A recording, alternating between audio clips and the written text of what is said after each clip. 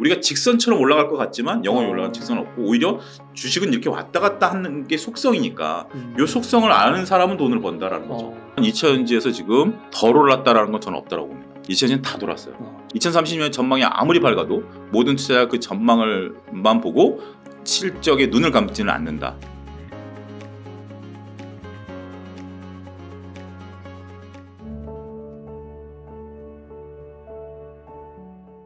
오늘은 YG경제연구소 및 차영주 TV의 차영주 소장님을 모시고 이야기를 나눠보도록 하겠습니다. 소장님 안녕하세요. 안녕하십니까? 네. 네, 소장님 몇 번 출연하셨지만 셀프소개 한 번 더 부탁드릴게요. 예, YG경제연구소 차영주 소장이고요. 요즘은 또 MTN 전문위원으로도 활동하고 있고 유튜브 차영주 TV를 또 운영하고 있습니다. 뭐 여러 가지 주식 공부에 관련된 내용들 업로드 시키고 있으니까 저희 웅달책방 가족 여러분들께서도 유튜브 차영주 TV 많이 찾아주시기 부탁드리겠습니다. 네, 제가 링크 남겨놓도록 하겠습니다. 예. 그 요즘 증시를 어떻게 보시는지 막 세린메이 이런 말도 있더라고요. 5월에 팔아라. 그렇죠. 그래서 어떻게 보세요? 그러니까 이제 5월에 팔아라라는 것에 대해서 이제 옛날부터 있었던 말인데 네. 올해 이제 관심을 끌게 된 연유를 한번 좀 살펴볼 필요가 있다라고 보여집니다. 그 연유를 살펴보게 되면 우리가 이제 2023년에 대한 주식시장 전망이 그렇게 밝지는 않았었잖아요. 2022년만 하더라도 야 2023년에 주식시장이 되겠어? 더군다나 미국이 이렇게 금리를 올리는데 되겠어? 경기 둔화되는데 되겠어? 그랬는데 2023년 들어서 우리가 이제 조금 리뷰를 해보면 외국인들이 삼성전자와 은행주를 사기 시작했죠. 네. 그러면서 지수가 다 받침이 됐죠. 그러한 가운데 개인 투자자분들이 환호성을 지를 만한 인공지능, 로봇 이런 테마들이 이제 1월 달을 휩쓸었었죠. 그리고 2월부터는 이제 바톤 터치를 하게 된 게 2차 전지 뜨거웠죠. 관련주들 뭐 지금까지도 네. 뜨겁다라고 표현할 수 있을 정도로 굉장히 강했죠. 그리고 또 한 측면에서는 외국인들이 삼성전자와 은행주에 대한 포지션이 변한 가운데 자동차가 한 35% 올랐어요. 현대차 네. 기준으로 보면. 그래서 나름대로 실적 베이스로 올라오는 뭐 이런 것들을 보다 보니까 시장이 강했죠. 한마디로 보면 굉장히 시장이 강했습니다. 2022년부터 시장을 약세론으로 보신 분들은 굉장히 당혹스러울 수밖에 없겠죠. 물론 2,000을 깨고 내려간다는 건 아니지만 시장은 상당히 상저하고 일 맞아요. 거다라고 보셨던 분들 입장에서 보면 이게 분위기가 바뀌었죠. 맞아요. 물론 이제 그분이 맞고 틀리고의 문제가 아니라 갑자기 이제 변화된 요소들이 나왔기 때문에 지금 있는 그대로만 보면 시장 강하죠. 근데 이게 언제까지 강할 것이냐라는 것에 대해서 투자자분들이 이제 고민하기 시작했고 이 정도면 다 오지 않았느냐. 5월에 잠깐 쉬어가지 않겠느냐. 그러니까 이제 5월에 팔아라라는 것도 있었고 또 특히 이제 월가에서 제가 기억하기로는 웰스파고인데 4월 중순인가요? 5월이 되기 전에 팔아라 뭐 이런 얘기도 있었어요.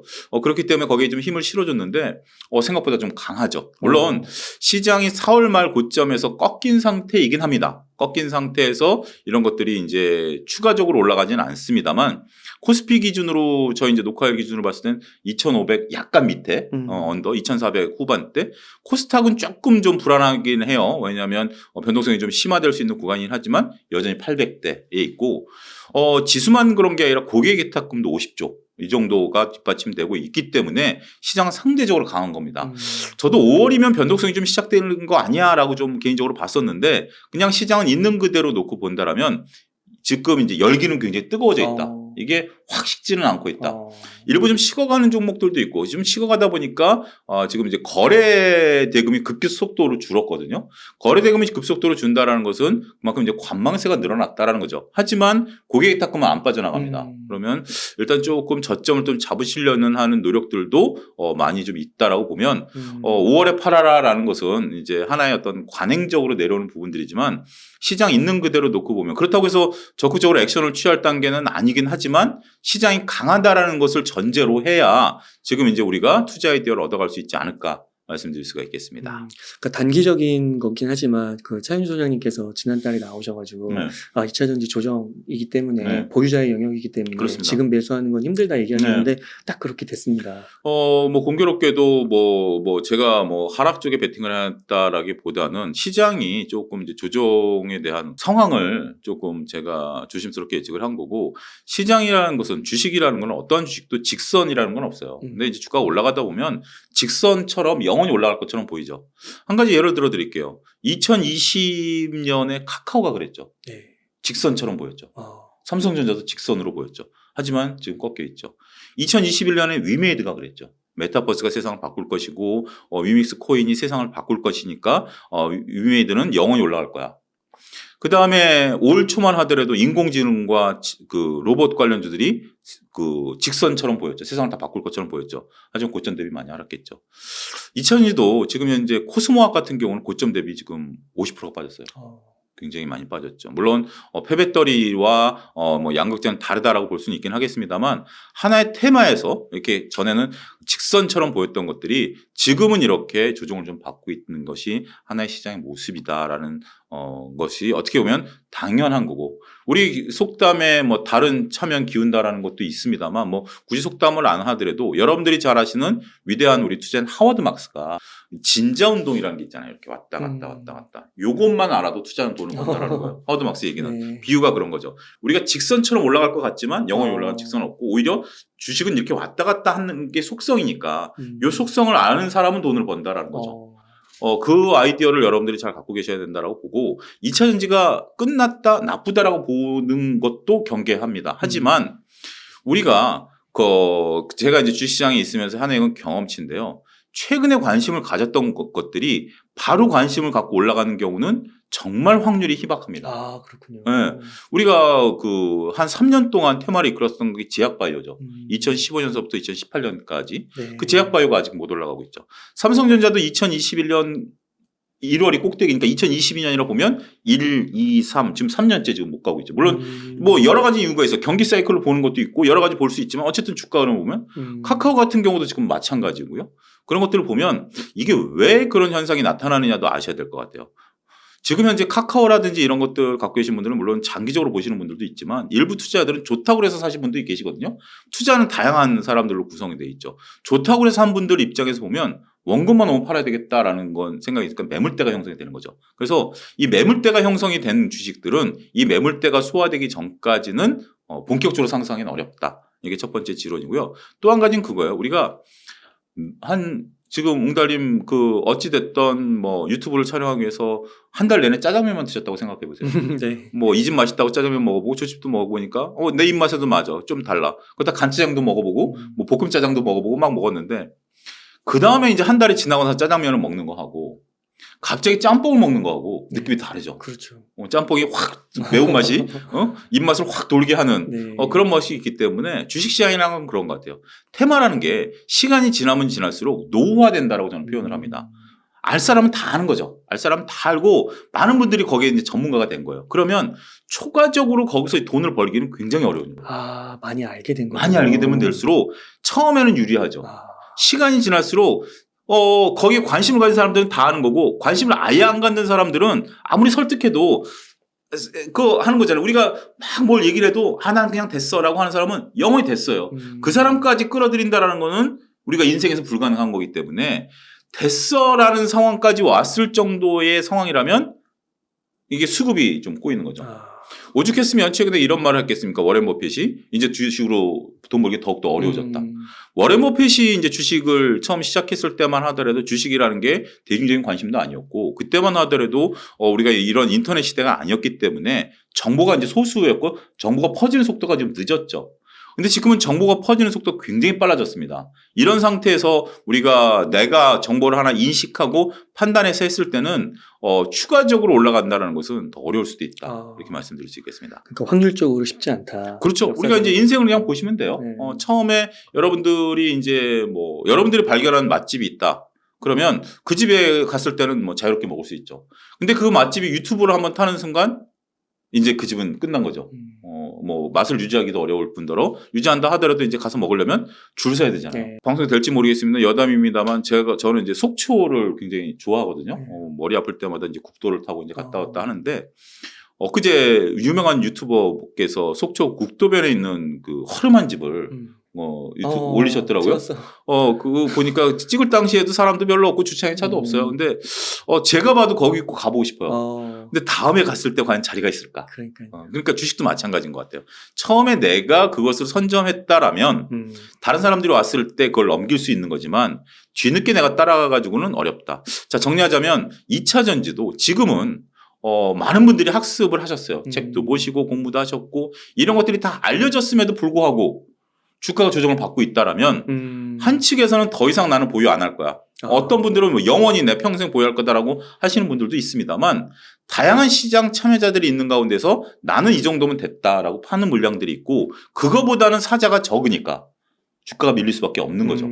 그런 메커니즘을 여러분들이 조금 읽어내시는 것도 투자에 도움이 된다 말씀드리겠습니다. 그러니까 한쪽 말만 듣지 말고 양쪽을 다 듣고 판단하면 더 좋잖아요. 단단하게 의사결정할 수 있는 거니까 참고하시면 너무 좋을 것 그렇죠. 같아요. 여러 가지 얘기를 듣고 판단은 여러분들이 하시는 거예요. 네. 판단은 여러분들 왜냐하면 여러분들 돈이기 때문에 네. 여러분들 돈이기 때문에 다 들어보고 그럼에도 불구하고 나는 이런 판단을 내릴 것이야. 아무리 좋다고 그래도 매수 버튼 못 누르시는 분들도 있고 아무리 좋다 그래도 나는 10%만 먹으면 됐어라고 하시는 분도 있기 때문에 종합적인 시각 필요하지 않을까 싶습니다. 그러면 그 보통의 경우에요. 네. 그 다음 주도주가 되지 못하고 연속적으로 되지 못하고 이제 조정을 받거나 횡보를 하게 되면 그 혹시 뭐 기간 같은 것도 있나요?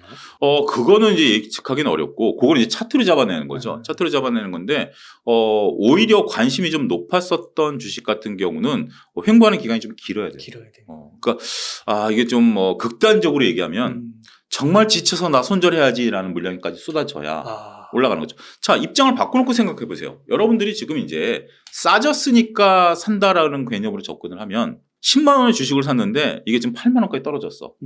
10만 원 산 사람들은 답답하죠. 그쵸. 근데 나는 10만 원에 못 샀고 8만 원이 됐으니까 이제 가격 경쟁이 생겼네. 10만 원에 8만 원에 사서 10만 원까지 가야지라고 보든지 더 볼 수 있죠. 그러면 여러분들이 주식을 사서 주가를 끌어올리면 누가 좋을까요? 기준에 물려 계신 분들이죠. 그분들이 계속 매물을 내놓게 되겠죠. 네. 그분들이 올라온다 해서 매물을 취소하는 것보다 원금만 되면 매물을 해소하겠다는 물량도 상당히 있을 거거든요. 그걸 다 잡아먹고 올라가줘야 돼요. 근데 지금 시장을 딱 보니까 시장의 관심은 여기 있어. 조금 전에 여기 있었는데 지금 이쪽으로 와 있어. 그러면 나 혼자 이걸 끌어올리지 못하는 거 아니에요. 시장이라는 건 관심이 있어야 되니까. 그러면 이게 더 어려울 뿐더러 이걸 올리면 그분들만 좋은 일 시켜주는 거죠. 그래서 외국인과 기관들이 안 들어오는 거예요. 원래 우리가 이제 소위 말해서 뭐 삼성전자는 논외로 치더라도 막 여러 가지 했었던 것들이 외국인과 기관들이 안 들어오는 게 결국 개인들 좋은 일 시켜주는 거거든요. 근데 그걸 능가하고 갈 수 있을 정도로 강력한 힘이 있다라든지 재료가 있다라든지 여기서 힘은 재료죠. 재료가 있으면 뚫고 올라갈 수 있겠지만 재료가 없고 옛날 재료로 올라간다라고 하면 조금 신선도는 떨어진다. 그리고 이걸 경제학적으로 보면 한계 효용 체감의 법칙이라는 건데 앞서 말씀드린 것처럼 처음에 웅달님이 라면만 먹다가 일주일 동안 짜장면을 먹으면 신세가 열리죠. 네. 근데 짜장면 한 3그릇째 먹으면 물리죠. 이제 짜장면 냄새도 싫죠. 네. 그럼 이제 냉면을 먹어라? 또 이게 신선하죠. 네. 이런 것처럼 주식 시장에 있어서 여전히 다른 사람들은 짜장면 먹다가 냉면이나 짬뽕으로 가 있는데 본인은 짜장면을 먹어야 되겠다라고 우기면 그건 소수일 수밖에 없겠죠. 과거엔 다수였는데 네. 그런 부분들을 잘 읽어내시면 도움이 되지 않을까 싶네요. 그러면 2차 전지 중에서도요, 좀 상대적으로 덜 오르고, 그 다음에 펀더멘털 쪽으로 이제 실적이 나오고 있는데 그런 게 조금 확인이 되면 그거는 또 다른 이야기가 될 수 있고 좀 기간 조정이 짧아질 수도 있다고 볼 수 있어요. 그렇죠. 그럴 수는 있지만 2차 전지에서 지금 덜 올랐다라는 건 저는 없다라고 봅니다. 그래요. 2차 전지는 다 돌았어요. 정말 2차 전지는 우리가 이제 밥그릇에서 쌀 한 톨 안 남길 정도로 팍팍 긁었다라고 저는 판단을 하고 자 이제 실적이 생각보다 좀 덜 나오는 것에 대해서 혼란이 이제 시작이 됐다라고 봐요. 근데 제 나름대로 기준점은 그렇습니다. 2차 전지의 이제 소재나 뭐 셀이나 뭐 이런 부분들에 있어서 투자자들마다 여기서 오해가 뭐냐면 일치되지 않았다라는 거예요. 미래에 대한 관점이. 어떤 분들은 뭐 기업이 무엇은 생산한다라는 것은 2025년부터 생산한다. 그 뒤에 생산한다. 그걸 다 밸류 지금 쳐줘라라는 분들도 있고 뭐 2030년까지 밸류를 땡겨왔다라는 부분들도 있고 그게 이제 우리가 PR로 얘기할 수 있겠죠. PR이 높을수록 미래 걸 땡겨온 거죠. 미래는 먼데 지금 이제 이런 거죠. 우리가 이제 부산을 갈 거예요. 부산을 가면 부산은 황금이 있어요. 네. 근데 가는 과정이 쉽지는 않죠. 수원쯤 왔는데 길이 막혔어. 정말 답답해. 언젠가 이거 안 뚫릴 것 같기도 해. 가다 보면 공사를 하고 있어. 돌아도 가야 돼. 막 여러 가지가 있는 거죠. 지금 저는 실적이 그런 거예요. 그래서 길게 보시는 분들에게는 이 실적이 무시할 수 있는 부분들도 되겠지만 단기적으로 모든 사람이 다 부산만 보고 있는 거 아니거든요. 나는 지금 대전을 가야 되는데 나는 수원을 가야 되는데 서울서부터 길이 막혀? 그럼 나 차 돌릴래. 라는 분들도 많거든요. 그러다 보면 결국 부산까지 갈 수 있는 힘을 못 얻는 경우도 있습니다. 그래서 지금 실적에 관련된 것은 좋다 나쁘다라고 일괄적으로 얘기하기 어렵습니다. 그리고 이제 이런 것들이 모여야 10년 뒤 2030년까지 저는 실적이 된다고 봐요. 지금 2030년대에 대한 전망은 상당히 밝은 것으로 보여지지만 10년 뒤에 웅달님 뭐 하고 계실 거예요? 모르죠. 웅달님 목표는 그거잖아요. 우리나라 최고의 유튜버가 되겠다는 게 목표죠. 아닙니다. 그렇죠. 그러한 목표를 가지고 우리는 하는데 하다 보면 갑자기 뭐 내가 몸이 아플 수도 있고 아니면 하다 보면 중간에 뭐 어떤 뭐 더 좋은 일이 생길 수도 있고 뭐 좀 안 좋은 일이 생길 수도 있고 그래서 미래에 대해서 우리가 금리를 높여쳐주는 거 아니겠습니까? 우리가 단기 금리보다 장기 금리가 높은 게 정상적인 경우라면 장기 금리가 높은 게 그냥 불확실성이 있기 때문에 장기가 높은 거잖아요. 그렇기 때문에 그러한 것들을 염두에 두시고 현재 2020 실적을 바라보시라라는 거죠. 근데 이 실적은 저는 점수처럼 모아가야 된다라고 봐요. 예를 들어서 우리가 이제 100점, 2030년 100점이라면 지금 실적이 잘 나오면 1점, 2분기도 잘 나오면 1점, 3분기 때 못 나오면 마이너스 1점. 그렇게 돼서 100점을 가야 되는데 그 과정을 살핀다라는 것은 굉장한 인내심이 필요하다. 2030년 전망이 아무리 밝아도 모든 투자자 그 전망을만 보고 실적에 눈을 감지는 않는다. 거기에 따라서 많은 분들이 행동을 하니까 그걸 내가 어떻게 잘 견뎌낼 수 있을 것인가 이 부분을 잘 보셔야 되지 않을까 싶습니다. 이런 얘기하면 조금 기분이 안 좋으신 분들도 있긴 하겠습니다만 테슬라가 모든 걸 장악할 것처럼 보였잖아요. 불과 5년 전만 하더라도 맞아요. 주가 굉장히 많이 올랐죠. 하지만 지금 주가는 그때보다는 상당히 낮은 수준이고 오히려 테슬라가 이제 차는 잘 팔리는데 변동성이 생겼죠. 영업이익률이 떨어진다라든지 과거처럼 테슬라의 어떤 점유율을 이제 뺏기고 있는 지역도 일부 있고 여러 가지 노이즈들이 있죠. 과거엔 테슬라가 영원할 것처럼 보였지만 주가도 지금 낮은 수준이고 그다음에 변동성도 커진 상황이고 그 사이에 오히려 현대기아차가 점유율을 높여가고 있고 그러니까 기업들이란 건 그래요. 결국 뭐 한 기업이 굉장히 잘하면 다른 기업들은 손가락 빠는 거 아니거든요. 다른 기업들도 웅달님도 지금 뭐 솔직히 유튜버 1위는 아니시잖아요. 근데 목표는 유튜버 1위시죠. 네. 그렇다 보면 1위가 하지 않은 전략을 나름대로 세우면서 10년 뒤에는 웅달님이 1위가 돼 있을 수 있고 그리고 그 1위도 지금 현재 1위도 자만하면 1위에서 추락하겠지만 수성하기 위해서 또 노력할 수 있는 거죠. 그렇죠. 그런 거기 때문에 우리가 산업구조라는 게 지금 우리나라가 2차 전지가 굉장히 강하지만 중국이라든지 유럽이라는 나라들도 결코 만만치 않은 향후에는 상대가 될 것이다. 처음에는 현대차가 테슬라보다는 비교 열의인 것처럼 보였지만 현대차의 저력이 보이죠. 바로 따라잡죠. 몇 년 내에. 그런 부분들도 우리가 봐야 되지 않을까 싶습니다.